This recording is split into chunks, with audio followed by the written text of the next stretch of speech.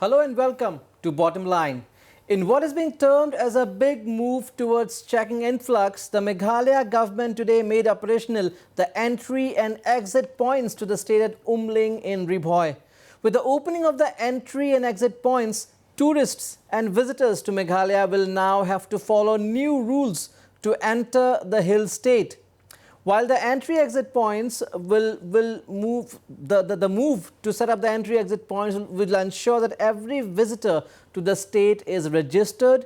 The new entry rules come with certain guidelines that need some discussion, especially from the point of view of the state's booming tourism industry. So to discuss this issue, I'm being joined from Shillong by Ms. Amparen Lyngdoh, Senior Congress Leader, former Minister. I also have with me from Shillong Ms. Patricia Mukim, the editor of the Shillong Times. A very warm welcome to both of you. Larsing Ming, well-known entrepreneur, will be joining us very soon, again from Shillong. In the studios in Guwahati, I have Mr. Chandan Nath, who is the Vice President, Tour Operators Association of Assam, somebody who is associated with the travel industry in the Northeast. A very warm welcome to all of you. As I can see, Mr. Larsing Ming has also just joined us. So first question to you. What is your first assessment of the entry-exit rules?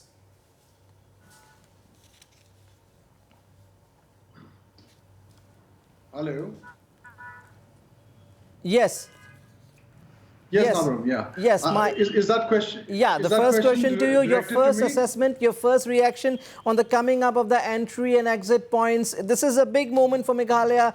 There has been a demand for the entry and exit points for a long time. So your first assessment of the development, first reactions.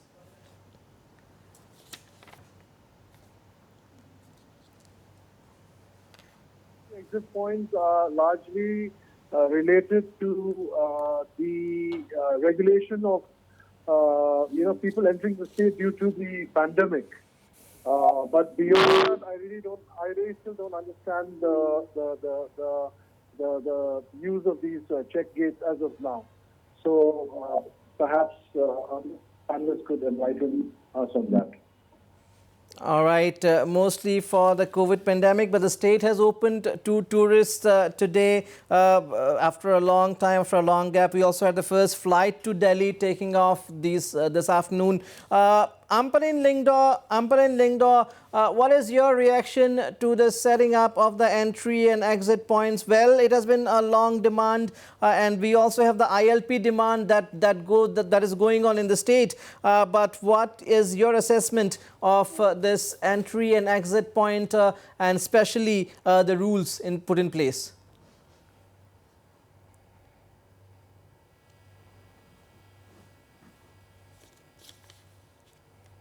When you talk about the Principal Act, as and when it was passed on the floor of the Assembly in 2016, yes, I remember most of the contents of the Act. And because the state of Meghalaya was not under the purview of the ILP, the state government at that point of time met up and had several rounds of consultations with various stakeholders of the society, civil society, NGOs, and we together designed this special entry and exit point. So as far as I am concerned, the implementation of the MRSSA is long overdue, and let us see where it takes us from there. All right, we'll take the first comments now from Ms. Patricia Mukim. Well, finally, we have an entry point to Meghalaya, an entry point to Shillong. Your first thoughts, ma'am? I have always had problems with the borders, especially within the country. It's like having to have a visa to enter a part of your country. Then secondly, we have to remember that Shillong has been the erstwhile capital of the entire northeastern states we are a very cosmopolitan region, and you have, these national institutes, National Institute of Technology, Indian Institute of Management, you have the NEHU, and you may have several other institutions coming up, but that will be the question now. Will anyone want to set up shop in a state that is so, so rigid about allowing fellow Indians to enter their borders? So I don't know. I have very mixed feelings about this, but because politicians tend to be populist, so everybody now is on the same side in supporting this MRSSA and maybe even the inner line permit. People have not even taken the views of the tour operators, of people owning homestays by the hundreds now in Meghalaya. The other day I went to Sora to speak to some of the homestay owners.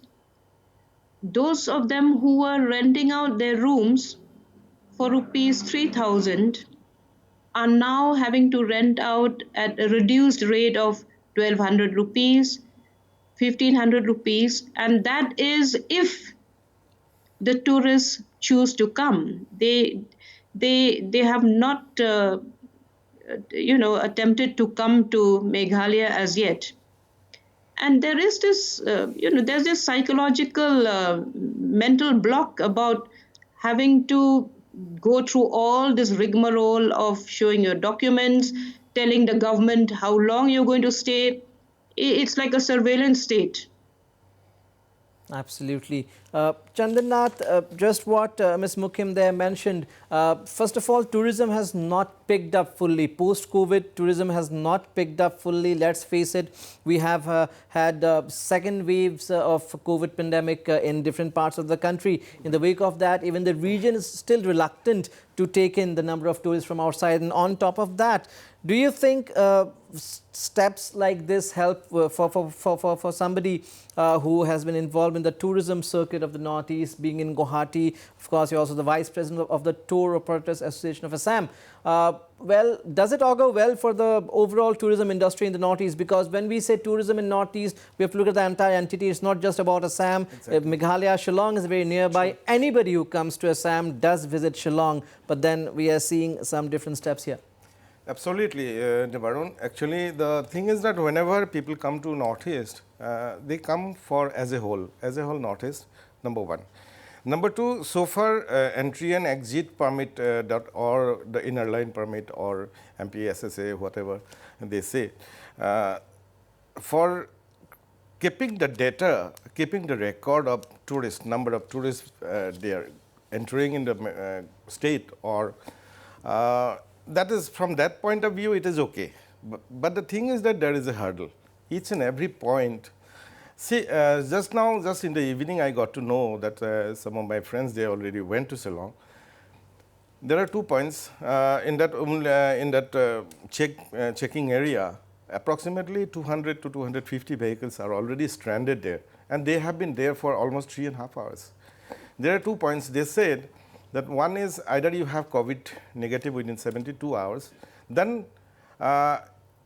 you have to have that e-invite. Even if you have you are missing with anyone, either COVID negative or e-invite, then also you have to make a queue. There are 2 separate queues. One is e-invite queue, and other one is your COVID negative, COVID testing. So this will definitely already we have been suffering for this pandemic for quite a long time. It is almost 10 months. Though basically it is unlock has started, but even then it is not properly unlocked, you can say. People are still facing all this type of, you can say, quarantine. Absolutely. Then COVID protocols and all. People are very reluctant to come. The economy is still suffering. Yeah. Business is not picking up. Business is not picking up, and people wants to. And badly affected is most of the day tripper.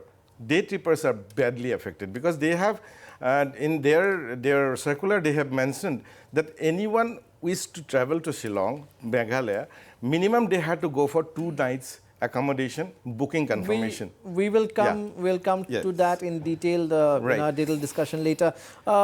Mr. Lar Singh Ming again. Were the tour operators, the hoteliers, those who are involved with the tourism industry in Meghalaya, taken into confidence, fully taken into confidence before framing the rules for entry-exit? There were some online webinars or conferences held with the authorities at the tourism department, where all these certain measures with regard to the new app that they've come up with, the government has come up with, was discussed. So in that regard, there has been some sort of discussion that has happened.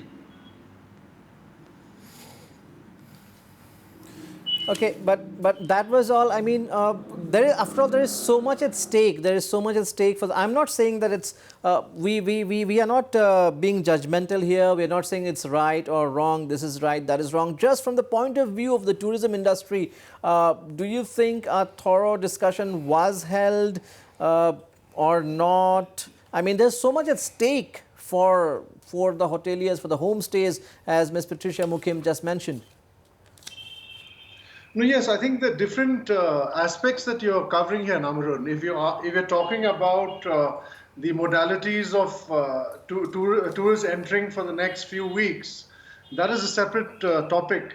Your first question you asked me was regarding the check gate, and my answer was that I really don't understand what this check gate is for beyond the immediate requirement of regulating entry of people into Meghalaya because of the ongoing pandemic. Now, post the pandemic, what this check gate is going to be used for, I myself am not clear. But if to answer your question on the 1 day, 2 day stay, yes, perhaps on the long run, yes, maybe the government had the idea that we need to kind of regulate the kind of people entering the state. So, try and at least ensure that they stay for 2 days so we have some meaningful, inbound tourists rather than the ones who just come and go, creating a lot of traffic in the check gates which are required as of now for health purposes. So, at least whoever comes in stays for a reasonably long period of time in the state and spend some money, spend some time. So in that sense, it is an idea which I wouldn't say is, I would say it's a thought in the right direction. However, since the demand for Meghalaya as a tourist destination as of now is not very high, we don't have such huge numbers, considering that Sikkim and many other states are fully open. Perhaps the government could rethink of it for at least the first month, allow tourism to flourish a little bit before bringing in the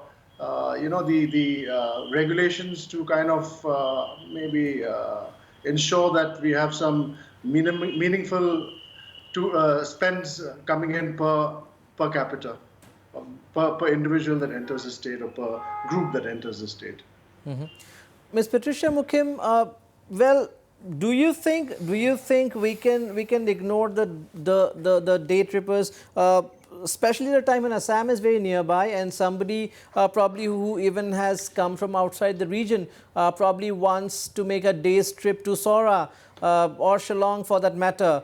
And can we say that they do not contribute to the tourism industry much in Meghalaya, in East Khasi Hills, in Shillong, in the outskirts? Will it be right to assume that? Nabarun, I have a view here.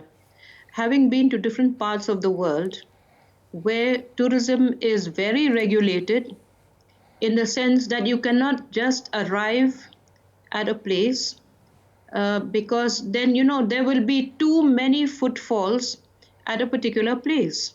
Look at what has happened to Maulan Nong. It has gone beyond the ability of the villagers to control the number of visitors.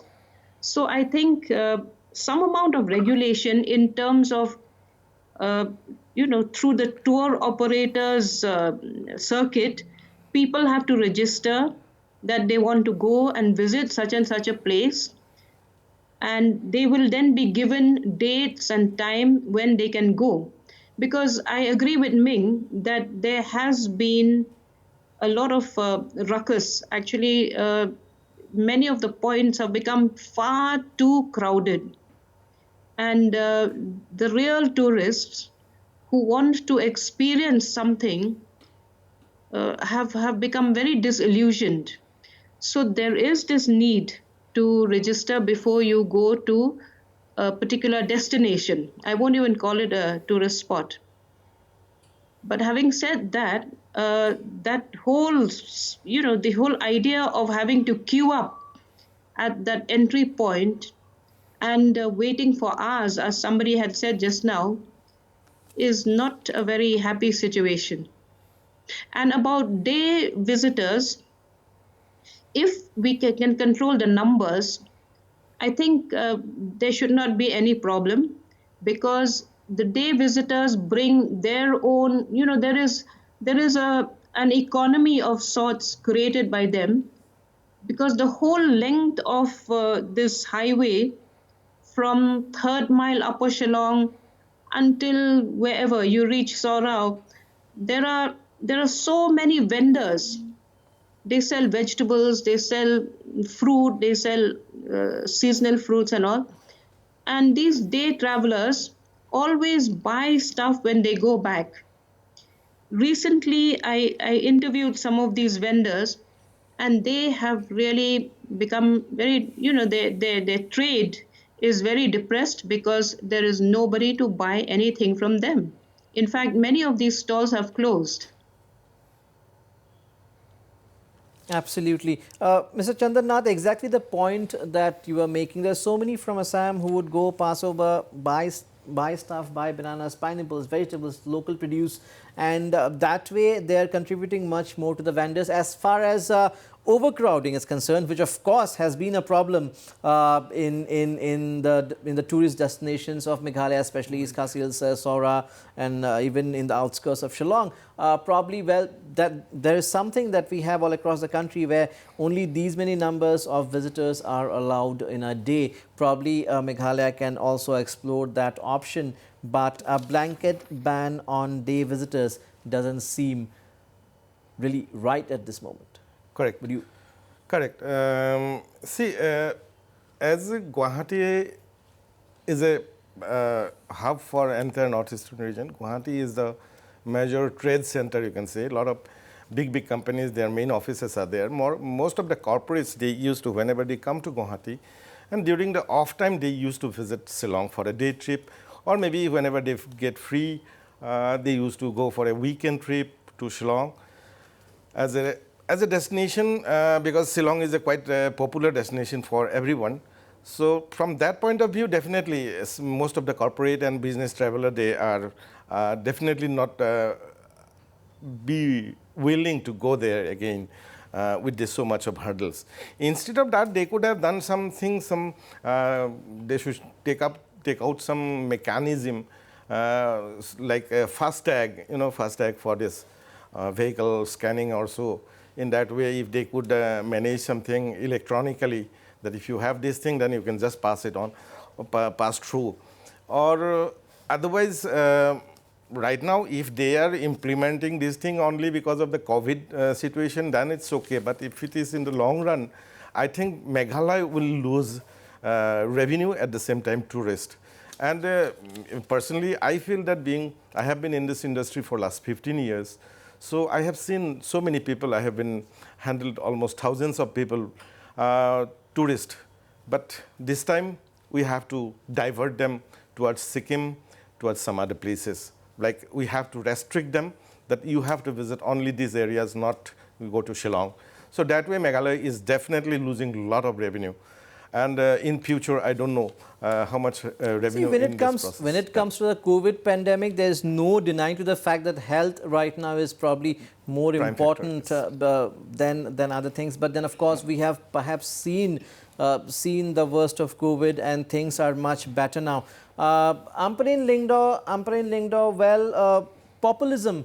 Can populism always be the way forward, especially for political parties? Can we see parties taking stands probably on an issue, even if it's non-populist at the moment? Larsing Ming here believes that he doesn't see much of a point of the entry-exit points post the COVID pandemic scenario. But then the way it has been projected is, okay, the ILP will come, till that time we have the entry-exit points. So clearly the way the government of the day has projected it is, this is for now, this is probably the substitute for ILP, which is coming soon. So can parties be populist all the time? I really don't know what you're talking about. What is this populist opinion that people are referring to? This is something that we have decided collectively with all stakeholders. So I don't want to comment further on that.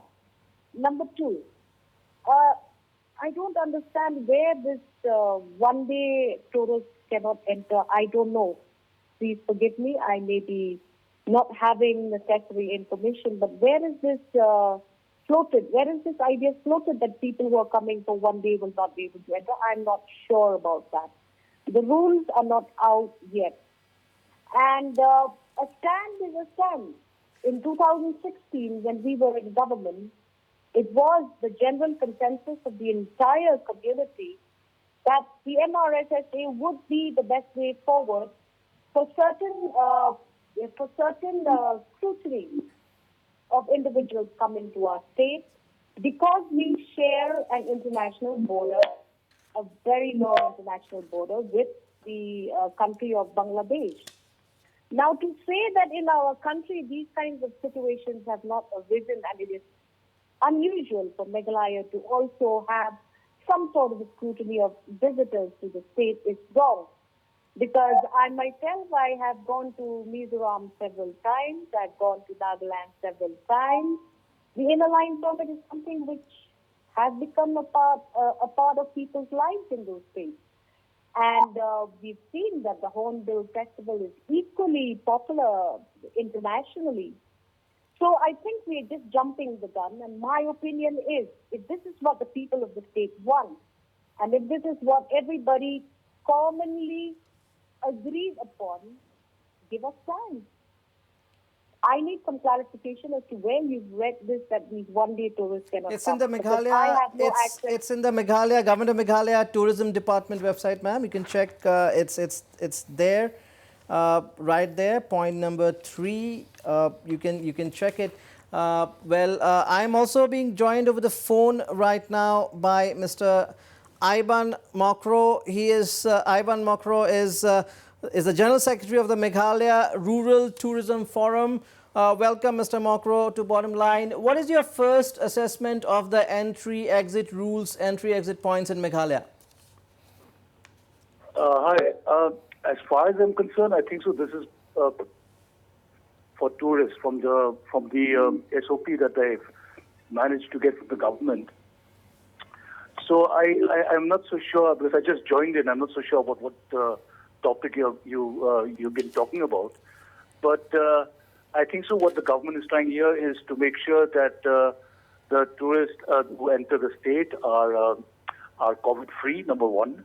Number two, they are safe wherever they are. So at least the data is available by the government right from the end. But I think so. It's too early right now to talk about this, because everything just started today. Okay. In fact, I just got news from friends of mine that there were just only 100 tourists that had entered the state this afternoon or this today. Okay, still too early. Still too early to take a call on things. I asked the same question to Mr. Larsing Ming, who is also with us, the same question to you. Whether stakeholders, especially in the tourism industry, taken into confidence before framing the rules of the entry and exit points? Yeah, we have been hearing about this. I mean, no one has really called us for a meeting or anything like that. But from what I gather is that primarily for the safety of tourists, in fact, to have a database of the tourists who've entered the state, and also to make sure about that they are COVID-free, because I'm speaking on behalf of tourism in the rural areas, and it's very important that they stay safe. Absolutely, absolutely. So you think, okay, as far as the COVID pandemic is concerned, this is a great step. Having an entry-exit point is a great step for the state of Meghalaya? Look, I mean, if, from tourism in Meghalaya is basically about it's about nature, Yes. And for the last few years that we have seen, mass tourism should be. I'm not saying should be banned, but should not be encouraged too much. So maybe what the way I look at it is that maybe here we might have more travelers than tourists. I mean, people who are really interested in nature would make an effort to stand in line and go through all the SOPs before entering the state. Look, let me reiterate that this is too early because this happened today. So, but what I could say now is that I think so if all the procedures are in place and there's no inconvenience to travelers, so why not? I mean, when we go abroad, everyone has to stand in line for immigration, But as long as the entire procedure is hassle-free, Absolutely. and people get used to it, I think so it's going to be for the better of the state. Absolutely. Thank you so much, Mr. Makro, for your inputs on this. We'll have to go for a very short break here. Stay tuned.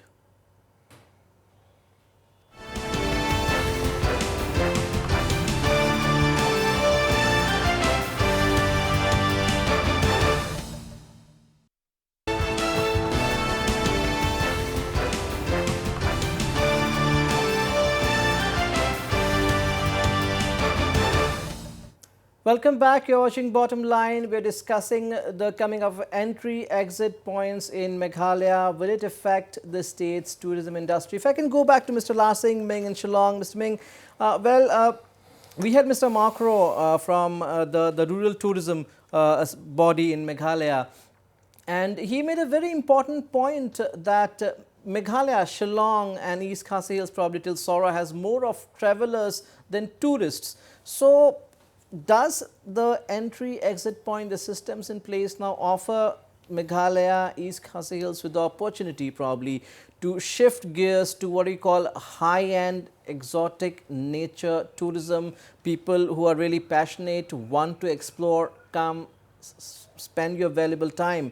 Probably we want more of tourists, real tourists than travelers now. Yes, Nabarun, I think that should be the long-term vision for Meghalaya tourism going forward. I mean, one of the biggest USPs of Meghalaya is nature. And if we are to really promote our nature, we have to first preserve it. So there is something called sustainability and, ensuring that our rural villages and sites are not overburdened by footfalls, because every area has a carrying capacity. And as Kong Patricia has mentioned earlier, we have seen a living thesis in Maulanong, a village unknown, untouched, so beautiful, become really popular. It's one of the most popular destinations in Meghalaya. However, one of the factors to look at this point of time is that, especially while tourism was in full swing, was that it did look like it had kind of crossed its threshold. And we don't want that to happen to Meghalaya, because the moment we cross our threshold, then the premium that these rural area destinations have will start depreciating, and that in the long run will be a detriment to Meghalaya tourism. So having said that, yes, we need to look at a long-term sustainability plan. The Meghalaya Tourism Development Forum in that regard has prepared a paper and submitted its viewpoints to the Chief Minister about a couple of months back. And we hope that the government will take this aspect very seriously. At the same time, we're happy to see the government look at this concept of high-value tourism. I think it's a thought in the right direction. But having said that, Namarun, I don't think we should get mixed up between high-end tourism and check gates and ILP. So I feel that if you want to restrict the kind of crowd that you want into your mall, you don't put a huge barricade right in the main gate and create a huge deterrent and a problem for everyone else moving around along the road. So I'm not sure that check gates are a good thing especially in having check gates in national highways, especially thoroughfare states. Now, if you talk about cul-de-sac states which are really in the fringes, where say a state like Mizoram or Arunachal or Nagaland or Manipur for that matter, I mean, they end with an international border. There's no other state that we need to reach beyond them. However, Meghalaya is different. It's in the center of the northeast. There's a national highway that connects this national highway eventually feeds many states, and having a check gate in the middle of a national highway in the long term, I don't think is a good idea. And I remember I heard Aiban mention about comparing, going to foreign countries. Meghalaya is not a foreign country. Meghalaya is an Indian state. Absolutely. And we can't have different states in the country start having these sort of rules and regulations. It'll be difficult to eventually move from one state to the other. I mean, what if we had to go through the same lines going to Bangalore or Delhi or Bombay or anywhere? So I'm personally not. I don't believe in check gates in national highways, especially for cul-de-sac states. I mean, to tackle the concept of high-end tourism, we don't need a check gate in the middle of the road. That's for sure. Absolutely. And yeah. Anyway. Yeah, Amparan Lingdo, probably what we get from this is that even if a check gate is there, it shouldn't be a deterrent. It should be a facilitation center in the real sense of the word. We cannot have deterrence. We cannot, we should not deter people from coming. That is the idea, isn't it? Yeah. We agree totally on that. And see, unfortunately, this thing has just started today. We have seen that there are places in this country where such facilitation centers have the correct infrastructure, and they are placed away from the main highway. Because of the situation that has arisen in the state, I think it would be just fair to allow the state government to fine-tune all of these agendas. It's important for us to debate, and all of the points suggested by all the panelists have been noted by me. And if I do be given an opportunity to express these views to the government in whichever forum, I will definitely take all these points and bring forward to the right forum and platform. But because ILP is not in operation in the state, and the people of the state have collectively and in a very popular manner decided on having this act, the implementation of the act will have to be allowed. And I do agree that discomfort, displeasure should not be something that a traveler should face as they enter our state. Please give the state some time, and I'm sure that all of these issues will be attended to. But yeah, Patricia Mukim, again, hassle-free entry should be the main motive, irrespective of everything. But we already have a problem. To enter the city, to enter Shillong, we need on weekdays, we already need 1.5 to 2 hours to pass to Molai with all the traffic problems. Add to that this. Now again, as somebody here mentioned, there are still vehicles waiting in queue because it will take time. It will take time. It's not to check. Now, of course, with the COVID pandemic, a lot of checkings are required. But even later, things will take time. Even the e-invitation thing, initially there will be confusion. So clearly, the state government and all the stakeholders have a lot of groundwork to do still to make it a smooth process. No, I want to look at this issue with from the larger prism. it would be very myopic if you were to look only at tourism, because this act impinges on tourists, laborers, students, and those wanting to do business transactions. And that would include people wanting to set up maybe some clean industry in Meghalaya. Why would they want to come to a state where there is so much of a hassle to get in and then to go out? It's not a very happy situation, And to say that the entire population of Meghalaya wants the ILP is, I think, an overreach. I think people should do their homework and find out how many actually support this ILP. Even when you speak about tourism, it's important to go and meet those people who own these homestays. What are their views? Did anyone even ask them for their views? Did the MLAs ascertain that all the people in their constituency are supportive of the ILP? So, you cannot just take things for granted, because this is the 21st century. You're talking now of borderless worlds. You're talking of globalization. Business is now, international. It's not just national. And then you're talking also of stopping influx, especially of illegal migrants. The illegal migrant will not choose to come through an entry point. Exactly. He or she can come from any other outlet because our borders are so porous. Why don't you go to Shela and that all these places near the borders? Look at the borders. You can just cross freely.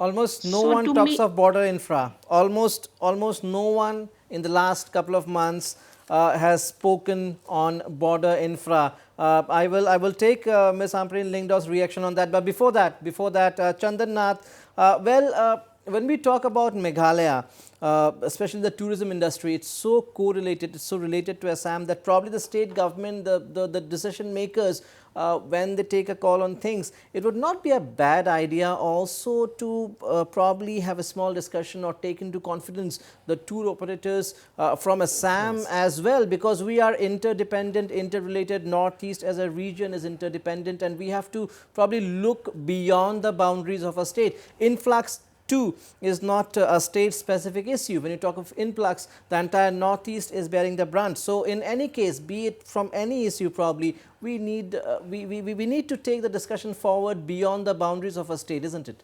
Yes, yes, absolutely, because that would have been a much more better idea, because you see, whenever we go abroad for promoting Northeast, we always promote Northeast as a whole, and we have been always keep on telling in a lighter manner to our fellow tour operators in Shillong that you don't worry, because we people are there for promoting your region.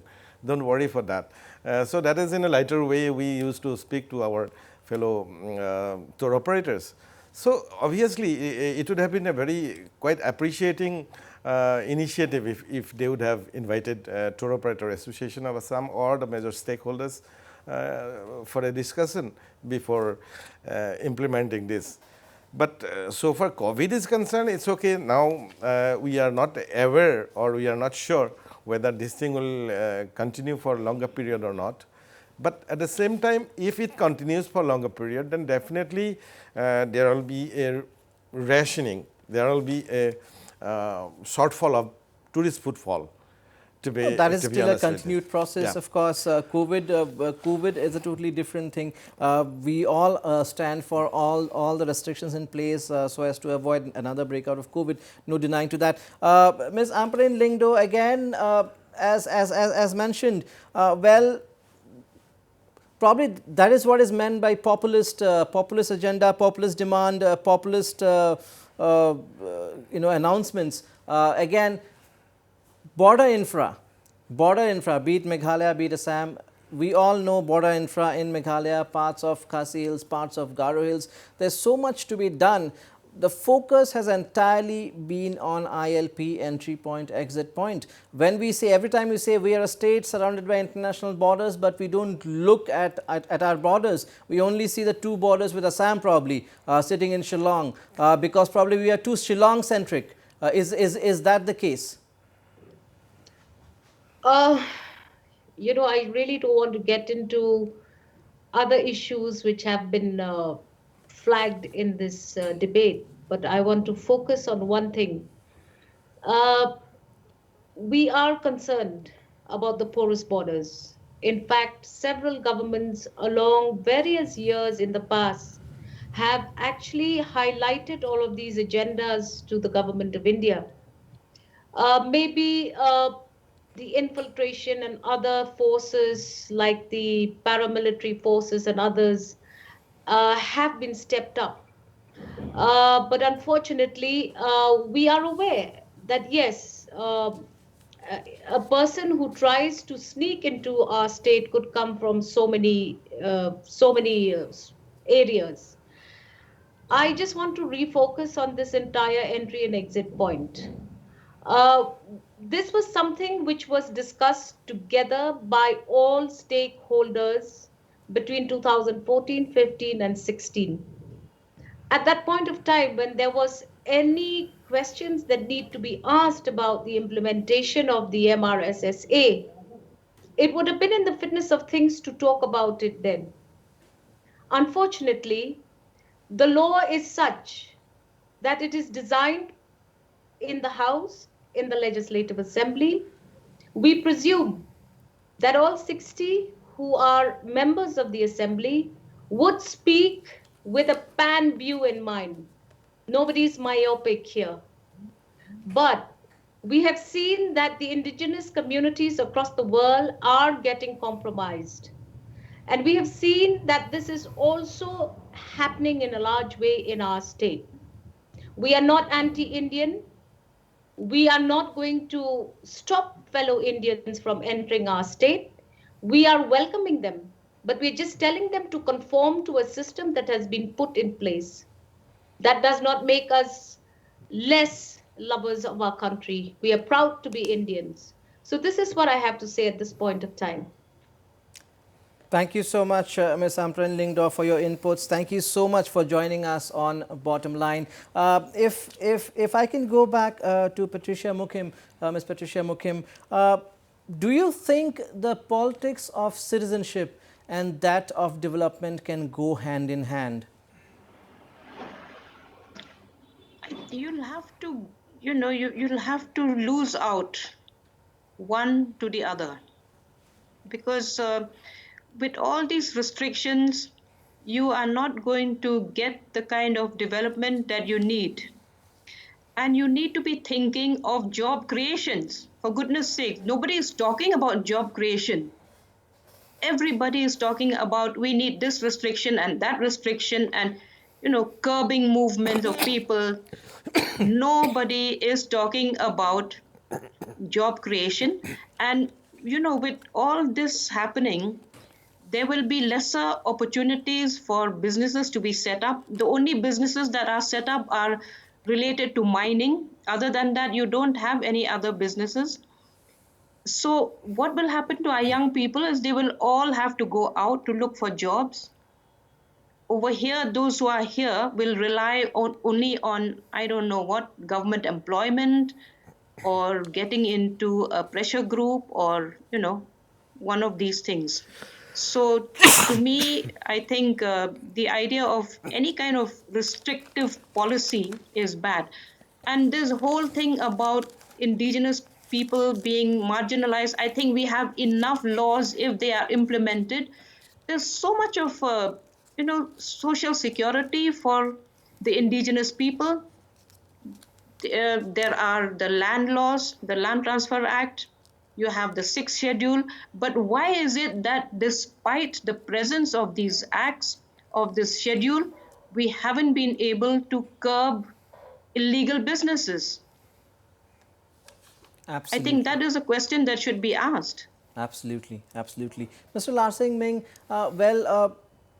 you know, economy and probably politics of citizenship may or may not go hand in hand. But again, the problem of influx is also real. Nobody can ignore that, especially in the Northeast. There's no denying to that. But at the same time, as Ms. Patricia Mukim rightly pointed, there are already enough laws in place, probably not being used properly. More protection does not guarantee that the evil, quote unquote, will not exist, first of all. So probably it is time for a state to also look inward, instead of outward, to protect themselves. For instance, how many more local youths, which has been happening in the tourism industry to a big extent, especially in rural Meghalaya, more youth should take to entrepreneurship, more youth should take to business. Do you see that happening? Probably that will be the real empowerment. That will be something that will actually go a long way ahead to protect the indigenous people, to protect their rights, culture, tradition, way of living and everything. No, absolutely. I think no one is debating the fact that local populations have to be protected wherever in any part of the world, be it indigenous, be it local, whatever you term them to be. We want the local population, the local stakeholders to always be in control of their home and their homeland. And my point is that yes, immigration is a real issue. It's a real issue in most parts of the Northeast. It's a real issue in Assam. It's an issue in Meghalaya. But luckily, unlike Assam, Meghalaya, we were lucky to have the 6th schedule in place, as Kong Patricia has mentioned. You see, politically, we are safeguarded. 95% of our seats in the assembly are already reserved only for local people, only for the indigenous.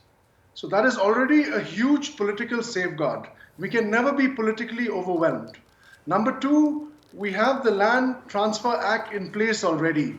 99% of Meghalaya is under the Land Transfer Act regulations. It's only the people who can give away land through legislation. Otherwise, no one can buy land. So if you cannot buy land, if you cannot stand for election and get into an assembly, therefore, the threat of real immigration becomes much, much lesser. Rather, when Kong Ampreen was talking about popular, one thing I wanted to also inform is that in a democracy, there was a saying by none other than one of the founders of the Congress party, who said that as much of a believer I am in democracy, I don't believe that the popular decision is necessarily always the correct decision. Absolutely. And this, in certain cases, happens. And this is what Jawaharlal Nehru said. So in this particular thing, the real issue of the people is actually empowerment, of giving them an opportunity towards earning a livelihood. No one is talking about the real issues. Absolutely. And the masses are given to believe that the outsider is here to take away their livelihood, which is not the case. The problem that we have in our states is that we have not created enough opportunities for livelihood to sustain our local population. And rather than tackling that, we're actually trying to make things worse as far as the economy is concerned. So this is the issue, and I feel that before we jump into any sort of a debate which will have long-standing repercussions for state and country, we've got to get a cross-section of people involved, intelligentsia involved, academia involved, economists involved, and business people involved. We can't just take decisions based on, certain moments and certain viewpoints. Agreed, certain things were passed in the assembly. And one more thing which I would like to add is that if we are really concerned about immigration, the law of the MRSA that was already being promoted is actually an enactment that can curtail immigration, because if we want to curtail immigration, then we're looking at long stays. Now, long stays can't happen because no one can buy land, no one can settle illegally in land. Our Durbar systems are very strong in that regard. No outsider can just suddenly land up and squat and sit in any plot of land like they could do in Assam or anywhere else. So therefore, the only way in which they can actually be an immigrant is by residency in the form of a lease or tenancy. So that issue was actually tackled by the MRSSA. And that was actually an issue that is actually a good solution towards tackling this issue of illegal immigration, because you have a database, plus no one can go into long stays unless you go through the entire processes that are mandated by the MRSSA. But here, by just trying to put a check gate in all entry points, we are actually deterring the business traveler, we are deterring the investor, we're deterring all the opportunities that the state could perhaps gain and make use of. Very valid points made there. We are running short of time, but I have just been joined from Shillong by COMSO General Secretary Roy Cooper Sindram. Roy Cooper Sindram, entry-exit points come up in Umling. Do you think it's half the battle won? It's ILP next. Yes, we are happy that the government has taken a step to inaugurate the first entry and exit point in the state as per the mandate of the MRSSA. As far as we are concerned, at least something is better than nothing. But as stated earlier, demand is still in place that the earlier MRSSA Act 2016 need to be further strengthened, and the MRSSA bill, Amendment Bill to 2020, has to be approved and given consent by the governor of the state. And very quickly, well, the view continues, Roy Cooper Sindram, that just putting up check gates, entry gates is not the real solution. The real solution is to look inward to create enough livelihoods. Will we see organizations like the COMSO will also take up those issues at the same time? Yes, see, first of all, our main issue now is the protection of the indigenous people. How do we protect being, overburdened by the influx? We understand that the only way to check influx is keeping a regulating people from coming inside the state. And at the same time, yes, we are also concerned about the development of the state. Those issues also will be taken hand on hand along with the issue of influx. All right, very short of time. Patricia Mukim, last words from you.